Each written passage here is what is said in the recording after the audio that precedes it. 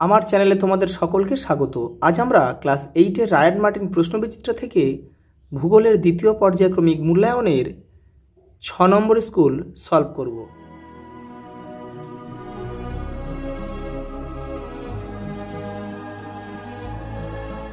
দেখে নাও, 6 নম্বর স্কুল কালিকাপুর রামকমল বিদ্যাপীঠ।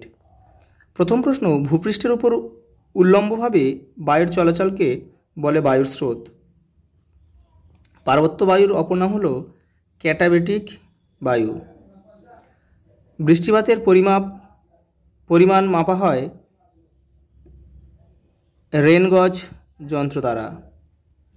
বাষ্প থেকে তরলে পরিণত হওয়ার প্রক্রিয়া হল ঘনীভবন। দক্ষিণ আমেরিকা মহাদেশে দেশের সংখ্যা 13টি। উত্তর আমেরিকা মহাদেশ আয়তনে তৃতীয় স্থান দখল করেছে। পম্পাস অঞ্চলের স্থানীয় বায়ু হল পম্পেরো।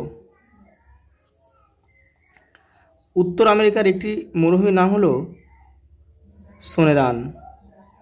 বজ্রমেঘ বলা হয় কিউমুলোনিম্বাস মেঘকে। গর্জনশীল 40 হচ্ছে 40 ডিগ্রি দক্ষিণ অক্ষরেখাকে বলা হয় গর্জনশীল 40। পরের প্রশ্ন, পূর্ণ বাক্যে উত্তর দাও। সাময়িক বায়ু কাকে বলে? তোমাদের টেক্সটের 39 নম্বর পেজে উত্তরটা রয়েছে, দেখে নাও। এই যে এখান থেকে এই পর্যন্ত লিখতে হবে। এই যে বছরে একটা নির্দিষ্ট ঋতুতে কিংবা দিন ও রাত্রির একটা নির্দিষ্ট সময়ে প্রবাহিত বায়ু হলো সাময়িক বায়ু। পরের প্রশ্ন দেখো, বাষ্পীভবন কি? দেখে নাও। এই যে জলের বাষ্পে পরিণত হওয়ার প্রক্রিয়া হলো বাষ্পীভবন। পরের প্রশ্ন, স্লিট কি? দেখে নাও। জলকণা ও তুষারকণার আংশিক মিশ্রিত রূপ হলো স্লিট। পরের প্রশ্ন দেখো, মিসৌরি কোন নদীর উপনদী? Mississippi, Missouri. পরেরটা, পৃথিবীর রবার রাজধানী কাকে বলা হয়? অ্যাক্রন। অ্যাক্রন। পরের প্রশ্ন দেখো, কোন নদীর মিলিত নাম হচ্ছে লা প্লাটা? পারানা, প্যারাগুয়ে এবং উরুগুয়ে।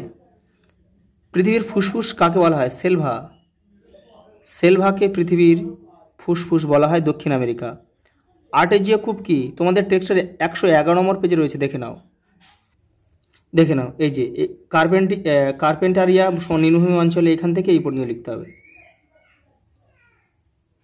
পরের প্রশ্ন দেখো, বায়ু প্রবাহের নামকরণ কিভাবে করা হয়? বায়ু যে দিক থেকে প্রবাহিত হয়। কোন মেঘকে ম্যাকারেল আকাশ বলা হয়? সিরোকিউমুলাস।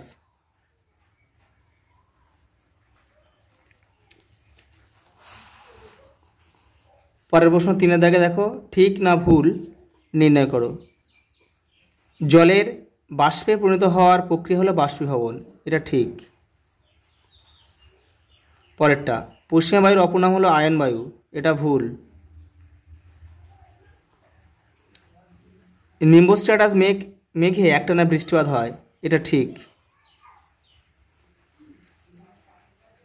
দক্ষিণ আমেরিকা মহাদেশটি ভারতের প্রায় 4 গুণ বড়, এটা ভুল। পরেরটা দেখো, দুটি মহাদেশকে একসঙ্গে যুক্ত করে যে সংকীর্ণ ভূখণ্ড তা হলো যোজক, এটা ঠিক। হ্রদ অঞ্চল কৃষিকাজে বেশি উন্নত নয়, এটা ভুল। পৃথিবীর উচ্চতম জলপ্রপাত হলো অ্যাঞ্জেল, এটা ঠিক। পরেরটা দেখে নাও, 4 দাগের। হ্যাঁ, দক্ষিণ আমেরিকা মহাদেশের নদীর বৈশিষ্ট্যগুলি লেখো। তোমাদের টেক্সটের 100 নম্বর পেজে উত্তরটা রয়েছে, দেখে নাও। এই যে দেখে নাও, নদীর বৈশিষ্ট্য, এই যে 1 2 3 4, এটা কিন্তু পুরোটা লিখতে হবে। পরের প্রশ্ন দেখে নাও, অশ্ব অক্ষাংশ কাকে বলে? তোমাদের টেক্সটের 31 নম্বর পেজে উত্তরটা রয়েছে, দেখে নাও। এই যে অশ্ব অক্ষাংশ, এখান থেকে এটা পুরোটা লিখতে হবে। পরের প্রশ্ন দেখে নাও, আপেক্ষিক আর্দ্রতা কাকে বলে? তোমাদের টেক্সটের 46 নম্বর পেজে উত্তরটা রয়েছে, দেখে নাও। এই যে আপেক্ষিক আর্দ্রতা, এখান থেকে এটা পুরোটা লিখতে হবে। এই আর্দ্রতা শতকরা হিসেবে প্রকাশ করা হয়। পরের প্রশ্ন, মৃত্যু উপত্যকা কাকে বলে? তোমাদের টেক্সটের 81 নম্বর পেজে উত্তরটা রয়েছে। এই যে এটা কিন্তু পুরোটা লিখতে হবে, যেখান থেকে এটা পুরোটা লিখতে হবে। পরের প্রশ্ন দেখো, হ্রদ অঞ্চলে পশুপালনের উন্নতির কারণ কি? তোমাদের টেক্সটের 90 নম্বর পেজে উত্তরটা রয়েছে। এই যে এইখান থেকে এই নিচের বক্সগুলো কিন্তু উত্তর। এই যে এখানে বলে দিয়েছে কারণ এখানে যে সকল কারণে পশুপালনের উন্নতি ঘটেছে তা হলো এই যে এই 4টে পয়েন্ট লিখতে হবে, 1 2 3 4, এখান থেকে এটা পুরোটা লিখতে হবে কিন্তু।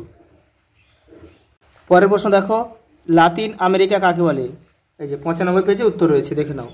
এই যে লাতিন আমেরিকা, এটা কিন্তু তোমার পুরোটা না পড়লে কিন্তু বুঝতে পারবে না, পুরোটা পড়ে তোমাদের লিখতে হবে। পরেরটা দেখো, 22 ব্যান্ড সূত্র কি? 34 পেজে রয়েছে তোমাদের টেক্সটের, দেখে নাও। এই যে 22 ব্যান্ড সূত্র কি, এটা কিন্তু পুরোটাই লিখতে হবে। পরের প্রশ্ন দেখো, ঘূর্ণবাদ কি? তোমাদের টেক্সটের 41 নম্বর পেজে উত্তরটা রয়েছে। এই যে কোনো অল্প পরিসর জায়গায় বায়ুর চাপ হঠাৎ কমে গেলে এখান থেকে এটা পুরো লিখতে হবে, একেই বলে ঘূর্ণবাদ। পরের প্রশ্ন দেখো, মান 5-এর উচ্চতা অনুসারে মেঘেদের শ্রেণীবিভাগগুলি লেখো। তোমাদের টেক্সটের 43 নম্বর পেজে কিন্তু উত্তরটা রয়েছে, দেখে নাও।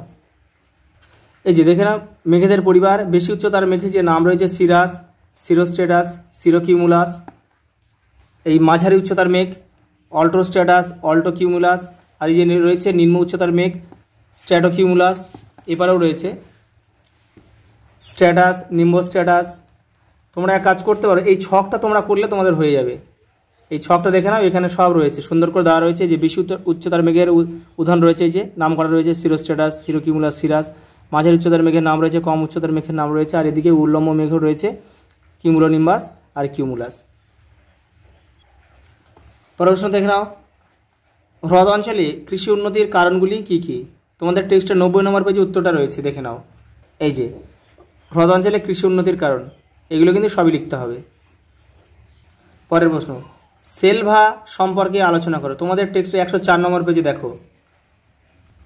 এই যে সেলভা চিরহরিৎ বৃক্ষের বনভূমি, এখান থেকে পড়ে তোমাদের কিন্তু একটু ছোট করে লিখতে হবে। পরের প্রশ্ন, মেঘ কিভাবে সৃষ্টি হয়? তোমাদের টেক্সটের 45 নম্বর পেজে উত্তরটা রয়েছে, দেখে নাও।